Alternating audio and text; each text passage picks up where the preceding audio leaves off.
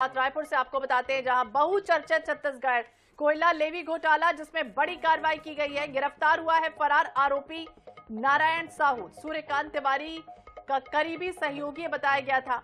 नारायण साहू को लेवी की रकम कलेक्ट कर सौम्या चौरसिया तक पहुंचाने का इस पर आरोप है। नारायण साहू के नाम पर कई संपत्तियां खरीदे जाने का भी खुलासा है। वहीं करीब 2.5 साल से ये फरार बताया जा रहा है।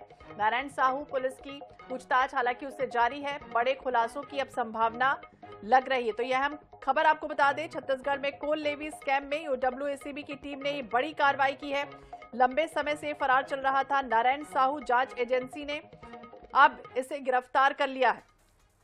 गैर जमानती वारंट जारी किया जा चुका है। जांच में ये भी पाया गया है कि सूर्यकांत तिवारी का ये करीबी रहा है, सहयोगी रहा है और इस पूरे मामले में इसकी जो बड़ी भूमिका है वो भी रही है। तो अब नारायण साहू को लेकर कई खुलासे हो सकते हैं और भी जिस तरह से पूछताछ की जा रही है। तो आरोपी सूर्यकांत तिवारी के लिए कोल लेवी की राशि का कलेक्शन करता था और इतना ही नहीं, ये भी जानकारी मिल रही है कि सौम्या चौरसिया तक पैसे को पहुंचाने का काम भी यही करता था।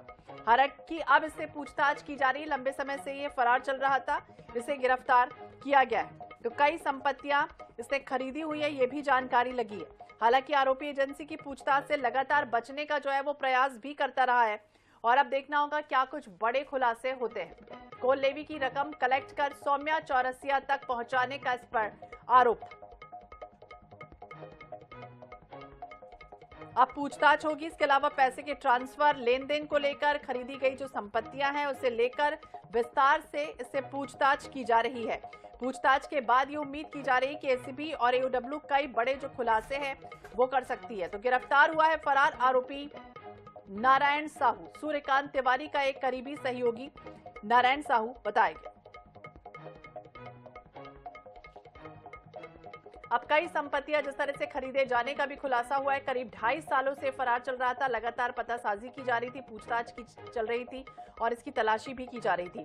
छत्तीसगढ़ में कोल लेवी स्कैम से जुड़ा ये पूरा मामला है। ये बड़ी कार्रवाई की गई है। लंबे समय से फरार चल रहा था। नारायण साहू के खिलाफ पहले भी गैर जमानती वारंट जो है वो जारी किया जा चुका है।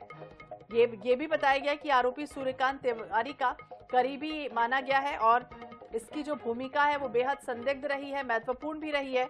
और ऐसे में 2 मार्च तक हालांकि ये भी कहा जा रहा है कि रिमांड पर रहेगा नारायण साहू। बहुचर्चित छत्तीसगढ़ कोयला लेवी घोटाला जिसमें ये बड़ी कार्रवाई और गिरफ्तार हुआ है फरार आरोपी नारायण साहू। तो ये भी जानकारी मिली है कि OWACB की जांच जिस तरह से यह आरोप है कि आरोपी नारायण साहू के नाम पर कई संपत्तियां खरीद कर रखी गई थी और आरोपी कई सालों से फरार चल रहा था।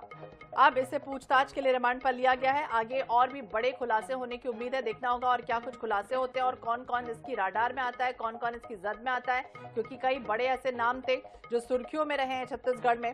और ऐसे में अब पूछताछ के बाद कोल लेवी कलेक्शन के मामले में ये बड़ी पूछताछ जो है वो होने जा रही है। पैसे के लेन देन, पैसे के ट्रांसफर को लेकर इसके नाम पर कई खरीदी गई हैं जमीन, संपत्तियां, उसके संबंध में जो पूछताछ है वो होगी।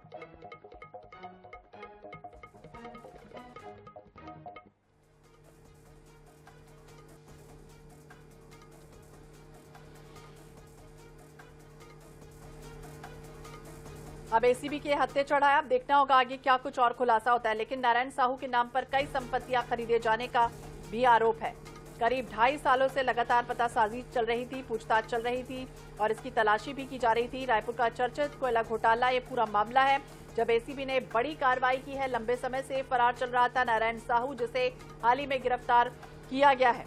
तो काफी सहयोगी माना गया है। कई लोगों के तार इसके साथ जुड़े हुए थे, बड़ी भूमिका इसकी रही है। कई तथ्य ऐसे सामने आए थे जिसमें संकेत भी मिलता रहा है कि इसका नाम जो है वो प्रमुख रूप से उठाया जा रहा था। वित्तीय लेन देन, कलेक्शन गतिविधियों में लगातार ये सक्रिय रहा है। अब देखना होगा आगे क्या कुछ और कार्रवाई होती है।